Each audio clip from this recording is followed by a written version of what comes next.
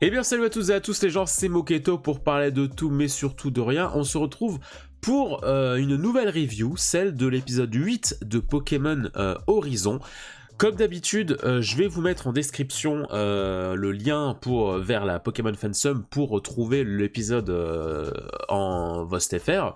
en version originale sous-titrée français, puisque la VF n'a toujours pas commencé.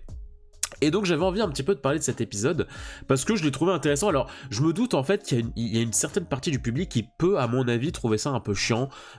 trouver ces épisodes un peu filler entre guillemets, dans le sens où ça fait pas véritablement avancer le plot principal. Moi je vous avoue que d'habitude c'est des épisodes qui oui pourraient m'emmerder, mais je trouve que là il y a quand même ça étoffe quand même pas mal l'équipage, quoi, si je puis dire. Donc moi je ne considère pas cet épisode comme filler, mais oui, ok, il y a pas les explorers, enfin la team ennemie, il y a pas de légendaire, il y a pas de champion d'arène, et des choses comme ça encore. On n'est pas encore arrivé à Paldea, mais ça n'empêche que je trouve que c'était un épisode assez intéressant, tout cet arc un petit peu entraînement avec Liko et Roy, et donc le personnage de Dot qui se rajoute. Alors, je vais d'abord parler de Roy et Liko, parce qu'il y a un truc que je trouve très, très intéressant sur eux deux, c'est le côté un petit peu...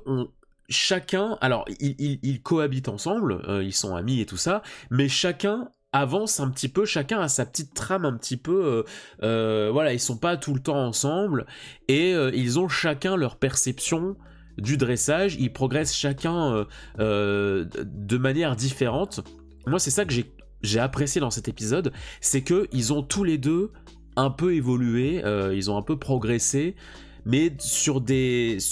aspects différents. C'est-à-dire que Roy, il a un peu plus maîtrisé le combat, il a découvert les combats contre les Pokémon sauvages, tandis que Liko, elle a un petit peu plus...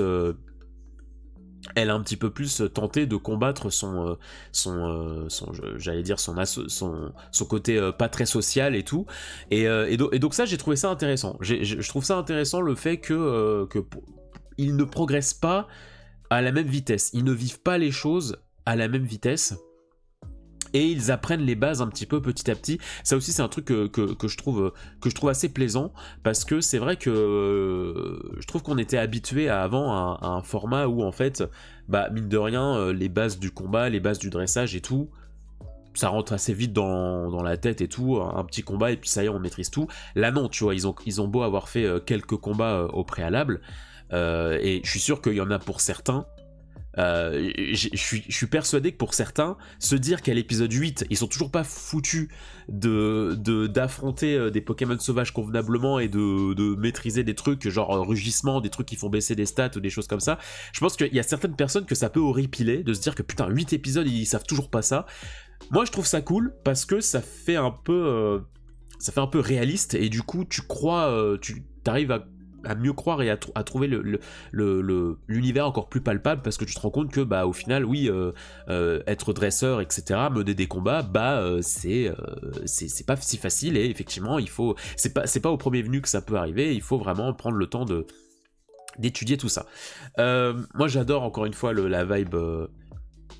de l'équipage. Moi forcément ça me rappelle One Piece, le fait qu'ils ils arrivent pour faire des courses, hop, ok, donc toi tu montes la gare, nous on va faire les courses, on va explorer un petit peu et tout machin, donc ok, voilà la liste de courses, on se sépare, puis on se réunit à telle heure et tout, pendant ce temps t'as l'autre qui nourrit les Pokémon et tout, je trouve ça trop cool. J'aime beaucoup aussi les petites phases sur les starters, je trouve vraiment Chochodi, mais surtout Poussacha, je trouve Poussacha très vivant dans ses interactions. Vraiment, à quasiment toutes les séquences, il se passe un truc, genre voilà, Liko elle fait renverser de l'eau sans faire exprès. Tu vois le chat qui est complètement voilà comme ça. Tu le vois qui fait sa toilette dans son coin. Après, tu le vois qui panique au moindre son un petit peu strident et tout. Je trouve ça mignon, parce que voilà, ça fait vraiment penser à un vrai chat, quoi, en fait, le truc qui vient un peu sa vie, mais dans le fond, mais il est là, quoi. Donc je trouve ça assez cool. Et alors concernant Dot, j'ai trouvé ça très très intéressant. D'habitude, je suis pas très comment dire, je suis pas très friand de ce alors c'est peut-être parce que j'en ai trop vu, je sais pas, de ce personnage coincé dans sa chambre, pas social du tout, assez geek, assez, tu vois, genre derrière son écran, oh les relations IRL, très peu pour moi, les choses comme ça. D'habitude, je suis pas un grand fan, mais je pense que c'est parce que j'en ai un peu trop vu dans les animés. C'est peut-être pour ça aussi que ça me fait cet effet. Mais je dois bien avouer que pour une fois, ce qu'ils en font là, ça m'a pas trop dérangé, parce que j'aime beaucoup le décalage qu'il y a entre son côté ultra extraverti quand elle est en stream et ses côtés ultra renfermés et ronchons quand elle est pas en stream. Je trouve ça drôle, et là vraiment je trouve un gros big up sur le travail de la seiyuu. J'ai aucune idée de comment sera la VF forcément, mais honnêtement je pense qu'il va falloir trouver, je doute hein, à mon avis que ça va atteindre le même niveau que la seiyuu japonaise,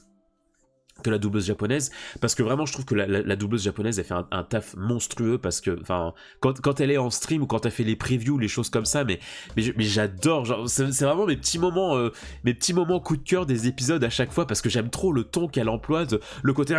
tu sais, elle fait un peu rogner sa voix en mode ouais attention j'arrive et tout, tu vois, genre elle essaye de prendre un petit peu un ton gras sur sa voix, sur certaines intonations. Je la trouve trop fun, ça me fait trop rire, genre elle est hyper vive, elle balance plein d'infos comme ça, et puis j'aime trop, c'est à chaque fois c'est des quand elle ramène les choses au combat Pokémon, je trouve ça trop astucieux, parce que en plus de mettre une intrigue en toile de fond, ça donne des petits conseils comme ça aux gens qui s'y connaissent pas du tout dans Pokémon et tout, et je trouve que c'est à la fois drôle et ludique, et donc moi ça me fait beaucoup kiffer. Et donc oui, moi c'est ça en fait que je kiffe dans ce personnage, c'est vraiment le fait que quand elle est dans son élément, mais elle est à fond les ballons, mais dès que la caméra est éteinte, hop, elle est un peu plus introvertie. Et malgré tout, tu vois, peut-être pourquoi j'ai kiffé, c'est peut-être parce que ça me fait un peu penser à moi. C'est-à-dire que moi forcément quand je fais des vidéos, quand je fais des streams et tout, bah forcément j'ai pas envie de, voilà, il y a la passion qui parle, et puis en plus j'ai pas envie de prendre une attitude ennuyante pour le public. Mais c'est vrai que bah souvent IRL, je suis assez introverti, je suis assez réservé, je fais gaffe à ce que je dis, à ce que je fais, selon le cadre dans lequel je me trouve. Et donc bah je suis pas à ce point-là comme elle, à dire non fuck à tout le monde, mais c'est vrai que il y a ce côté effectivement où dès que je parle de pop culture, dès que j'allume la caméra et tout, bah oui, je m'exprime un peu plus joyeusement que dans d'autres circonstances. Et du coup ça m'a fait d'une certaine manière, j'ai un peu fait un parallèle avec moi, et c'est peut-être pour ça que j'ai kiffé sa petite intrigue. J'ai pas du tout vu venir passer le fait que je trouvais ça rigolo, le fait que le coiffeton depuis le début en fait, parce que moi depuis le début je pense que enfin c'était fait exprès, je pensais vraiment que le coiffeton qui était avec le vieux monsieur, c'était un coiffeton différent de celui qu'on voyait dans les streams. Et le fait que ce soit le même coiffeton, je trouve ça trop drôle, parce que ça fait un peu le mec, il a une double vie, c'est en mode tu sais, il est posé avec le vieux et tout, il pêche et tout. Oh attention, ça va être l'heure des streams, je me casse et tout. Et en fait, comme c'est un Pokémon et qu'ils ont tous la même tête plus ou moins, et bah du coup tu peux pas le soupçonner, tu te dis pas mais attends, mais je t'ai vu sur les streams. Et j'ai trouvé ça drôle, voilà, j'ai trouvé ça astucieux, en fait j'ai trouvé ça rigolo, le fait que tu puisses prendre un Pokémon pour un autre. Ça m'a rappelé un peu les gags de la Team Rocket d'avant, où tu vois ils croisent Miaous, mais si Miaous il se met à quatre pattes, bah ils se disent pas que c'est le Miaous de la Team Rocket, parce que bah il a la même gueule qu'un autre Miaous. Et du coup j'ai trouvé ça rigolo. Et puis dernière chose, moi ce qui me fait kiffer aussi dans ce traitement, c'est que on a le début d'un développement, le début d'un traitement pour Dot. Là où avant on nous a beaucoup habitués à régler certains développements en 2-3 épisodes, tu vois, dès que 2-3 épisodes sont centrés sur un personnage, bon bah voilà, après ils avaient un petit peu leur développement final, enfin tu sais, genre ce type de personnage typiquement qui ont un peu un blocus avec les autres personnes. On nous a habitués à un rythme avant où en quelques lignes de texte c'était un peu réglé, et puis ça y est, elle s'ouvrait aux autres, et puis ça y est, c'était fini. Là tu vois, ce que j'ai kiffé, c'est qu'on a eu je crois 2 épisodes un peu sur elle. Et oui, il y a un début d'ouverture avec la fin où pareil, j'ai trouvé ça trop mignon avec Fried qui laisse des petites sucreries pour elle. Et donc il y a un début d'ouverture, elle commence à s'ouvrir et tout, mais c'est loin d'être fini quoi. Et tu vois, et alors je sais pas comment va s'agencer la suite, mais étant donné que après on arrive à Paldea enfin, à d'autres intrigues et tout, je sais pas comment ça va être amené, mais je doute que dès l'épisode d'après, ça y est, le développement de Dot va être terminé, elle va enfin être open bar et pouvoir s'exprimer comme elle le veut avec tout le monde et tout, elle va perdre son côté renfermé et tout, j'en doute, tu vois. À mon avis, ça va encore traîner sur la longueur. Quand je vois le temps que ça prend pour développer Liko et Roy, je me dis que ça sera un peu pareil pour Dot, en tout cas je l'espère, parce que je trouve ça rigolo, je trouve ça la petite sous-intrigue en mode ils ont une giga streameuse populaire à leur côté mais qui est hyper enfermée, je trouve ça rigolo, vraiment je trouve ça rigolo. Voilà ce que j'avais à dire en tout cas pour cet épisode 8, n'hésitez pas à me dire ce que vous avez pensé de l'épisode. Encore une fois, je sais pas si je ferai une review de tous les épisodes d'après et tout, ça dépend un peu de ce que j'ai à dire, de ce que ça me motive et tout, mais en tout cas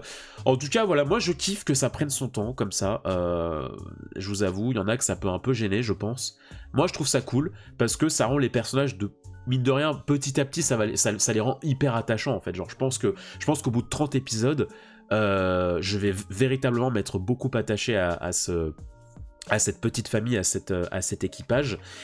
Et puis encore une fois, genre je l'ai déjà dit, mais je le répète,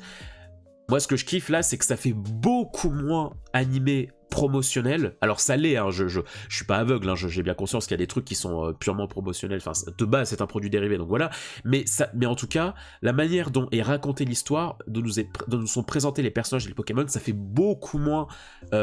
produit dérivé, genre il faut absolument qu'on mette ce Pokémon en avant pour vous le vendre et tout, que dans la génération d'avant par exemple avec Pokémon les voyages, où là tu passais du coq à l'âne, mais parce qu'il fallait un peu présenter tous les personnages, tous les champions, tous les Pokémon et tout. Là non, il y a quand même une histoire qui est principale. L'histoire prend le dessus, je trouve, sur ce qu'il faut vendre, et ça c'est kiffant. Voilà en tout cas ce que j'avais à dire. N'hésitez pas à consulter les différents contenus de la chaîne, à vous abonner, à mettre petit pouce en l'air pour soutenir la chaîne, ça fait toujours plaisir. Et puis moi, d'ici là, je vous dis à très vite pour de nouveaux contenus sur la chaîne. Ciao.